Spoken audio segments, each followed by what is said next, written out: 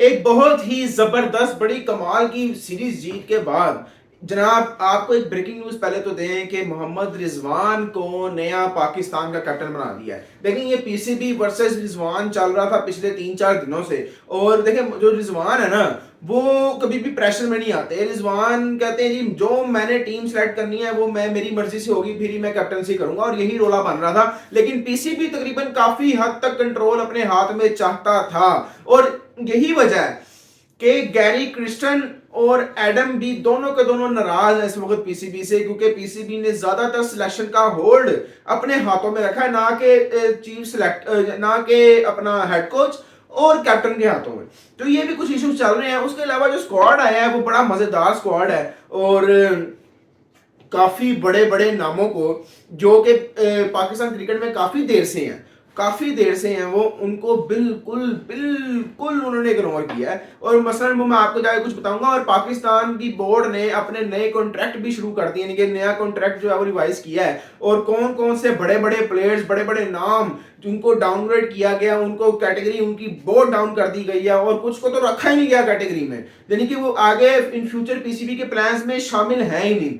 तो बताते हैं आपको जरा थोड़ा सा स्क्वाड के हवाले से भी कि क्या बनता है यहाँ पे। जहां तक स्क्वाड की बात की जाए, ऑस्ट्रेलिया ओडीआई आमिर जमाल है।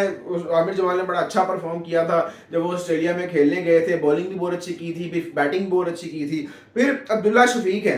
अराफात मिनहास, ये एक नया बिल्कुल नाम आपको सुनने को मिल रहा है। बाबर आजम की जनाब वापसी हुई है पाकिस्तान के स्क्वाड में, लेकिन ये अभी सिर्फ ओडीआई टी20 का स्क्वाड है, इसमें जरूर इनकी वापसी हुई है। बाकी टी20 में भी उनकी वापसी हुई हुई है। अब लेट्स सी आगे।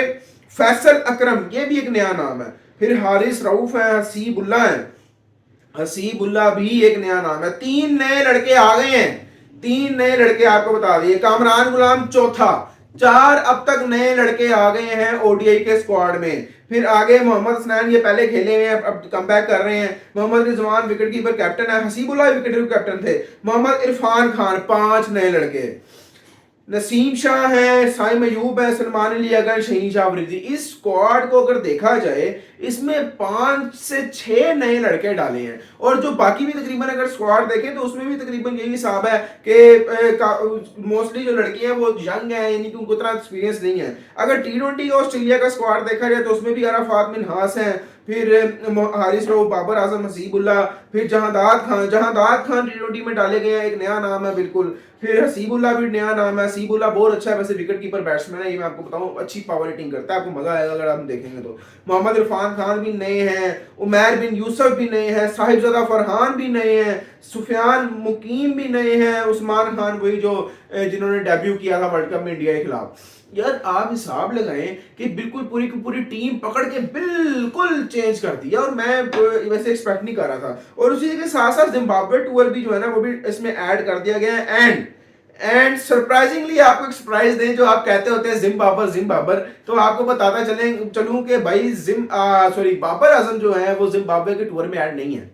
बिल्कुल बाबर आजम को जिम्बाब्वे टूर में नहीं रखा गया। जिम्बाब्वे टूर में तकरीबन नई टीम है, तकरीबन सारी नई टीम है। इक्का दुक्का लड़के जो हैं ऐसे, इनके मोहम्मद रिजवान हैं, उसके अलावा सलमान अली आगा हैं, साइम अयूब हैं, ये कुछ कामरान गुलाम, ये इनके ये भी नहीं है, हारिस रोग, कुछ 4-5 ही यंग पुराने प्लेयर्स हैं, एक्सपीरियंस प्लेयर हैं। उसके अलावा जिम्बाब्वे टूर में सारी की सारी टीम जो है वो बिल्कुल फर्निश्ड, बिल्कुल नई, बिल्कुल न्यू टीम आई है, बिल्कुल न्यू टीम बनाई गई है। उसके अलावा जिम्बाब्वे टी20 में भी यही हाल है। और मैं हैरान हूं कि अच्छा यहाँ पे तैयब ताहिर को भी रखा गया है, और भी यंग और प्लेयर्स को रखा गया है। तो यहाँ पे पीसीबी क्या कर रहा है? पीसीबी जो है वो उन्होंने इतना टाइम इस सिलेक्शन में क्यों लगाया, पता लग रहा है कि क्यों लगाया। उन्होंने काफी नए लड़के डाले हैं, और अब साफ साफ नजर आ रहा है कि पीसीबी अब पुराने प्लेयर्स को पीछे मुड़कर नहीं देखने वाला। अब पीसीबी नए प्लेयर्स को आगे मुड़ के आगे जो है वो लेके चलेगा, और उनको उनका कॉन्फिडेंस बूस्ट करेगा। स्पेशली नए जो सारे लड़के आ रहे हैं, डोमेस्टिक क्रिकेट को यहाँ पर बहुत ज्यादा फोकस दिया गया है, और डोमेस्टिक क्रिकेट को इंपॉर्टेंस दी गई है, ना कि पीएसएल को। ये जो लड़के मोस्टली इसमें है ना, मैं आपको मजे की बात बताता हूँ, इन्होंने डोमेस्टिक में बड़ा अच्छा परफॉर्म किया हुआ है। जिस तरह का हुरैरा है, हसीबुल्ला है, तैयब ताहिर है, और अपना इमरान खान जूनियर प्लेयर यानी कि जितने भी काफ़ी हैं, मोस्टली इनमें से 90% लोगों ने हमारे यहाँ पे डोमेस्टिक में बहुत परफॉर्म करके दिखाया हुआ है, तो ये भी एक वजह हो सकती है। उसके अलावा स्क्वाड तो आपने देख लिया, इसमें बाबर आजम जिम्बाब्वे वाले में नहीं है, ऑस्ट्रेलिया वाले स्क्वाड में बाबर आजम को ऐड किया गया है एंड आई होप के बाबर आजम यहाँ पर चले। अब जरा आ जाए कॉन्ट्रैक्ट पे, पीसीबी ने कॉन्ट्रैक्ट रिवाइज किए हैं, उसमें आपको जरा बड़ी मजेदार एक कहानी बताते हैं। कैटेगरी ए में, पहले कैटेगरी ए में शाहीन भी थे, अब कैटेगरी ए से शाहीन कैटेगरी बी में आ गए। कैटेगरी ए में सिर्फ 2 बंदे हैं, वो है बाबर आजम और Mohammad Rizwan. And I think कि यहाँ पे कैटेगरी जो ए है, इसमें मुझे लगता है कि सिर्फ मोहम्मद रिजवान को आना चाहिए था। बाबर आजम को भी सजा मिलनी चाहिए थी जो उसने किया है।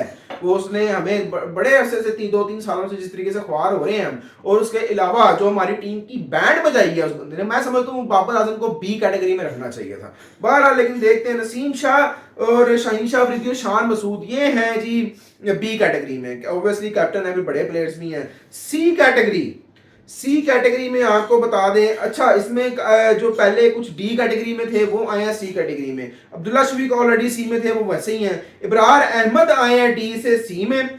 हारिस रऊफ जो है वो बी कैटेगरी से सी में आए हैं, इन्हें डिमोटिव हुए हैं, फिर उसकी डिमोशन हुई है।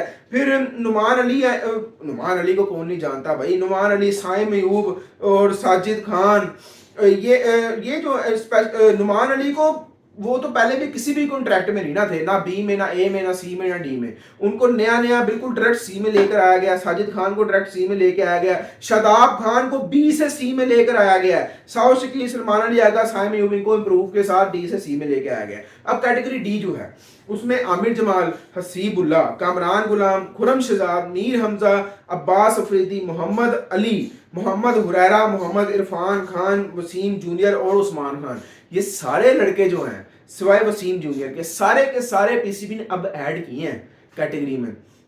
और डी कैटेगरी सिर्फ 4 कैटेगरीज ही होती हैं, उसके बाद कोई कैटेगरी नहीं होती। और बड़े बड़े नाम निकाल दिए, स्पेशली इमामुल हक को निकाल दिया, मोहम्मद नवाज आगे को निकाल दिया, इमाद वसीम, फहीम अशरफ, हसन अली, फिर मोहम्मद हारिस, इफ्तिखार चाचा को निकाल दिया भाई, सरफराज अहमद, शाहनवाज दहानी को भी, उसामा मीर और जमान खान, इन सबको। और सबसे बड़ा नाम इसमें जिसने मुझे वाकई जो है ना मैं बड़ा उसके निकलने से और मुझे बहुत ज़्यादा दुख हुआ, वो है फ़खर ज़मान को भी कॉन्ट्रैक्ट में नहीं रखा गया और फ़खर ज़मान को स्क्वाड्स में भी शामिल नहीं किया गया। दैट्स मीन कि ये जो अब जो नॉन रिटेन लिस्ट में मैंने आपको नाम लिए हैं, ये जो प्लेयर्स हैं ना, ये प्लेयर्स पीसीबी के आगे फ्यूचर का हिस्सा नहीं है।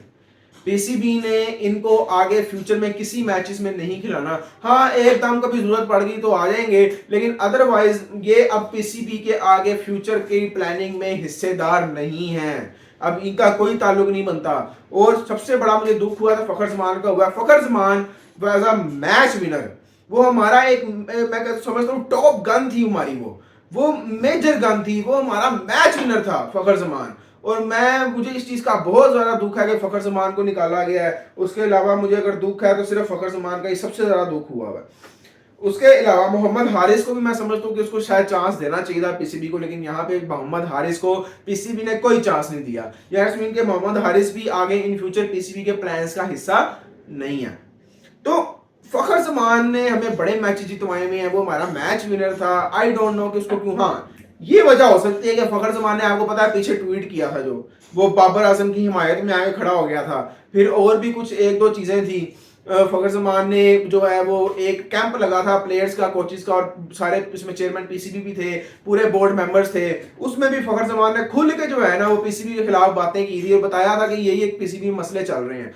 मुझे लगता है कि फ़खर ज़मान से पर्सनली उससे गुस्सा निकाला जा रहा है, पर्सनली दुश्मनी निकाली जा रही है, इसलिए उसको उसमें ना कॉन्ट्रैक्ट में रखा है ना स्क्वाड में रखा है। इवन के फ़खर ज़मान ऑस्ट्रेलिया में बड़ा अच्छा खेल सकता है, बड़ा अच्छा करामत साबित हो सकता है, बट आई डोंट नो कि पीसीबी यहाँ पर क्या सोच रहा है। फ़खर ज़मान को जरूर रखना चाहिए था। और मोहम्मद रिजवान की पहली पहली असाइनमेंट ही आने वाली है आगे, जिम्बाब्वे और ऑस्ट्रेलिया। ये एक जो ऑस्ट्रेलिया वाली असाइनमेंट है ये बहुत ज़रा मुश्किल होने वाली है। लेट्स सी देखते हैं कि मोहम्मद रिजवान कैसे कैप्टन साबित होते हैं। और उम्मीद है आपको वीडियो पसंद आई होगी। मिलते हैं नेक्स्ट वीडियो, अपना ख्याल रखिएगा, तब तक अल्लाह हाफिज़।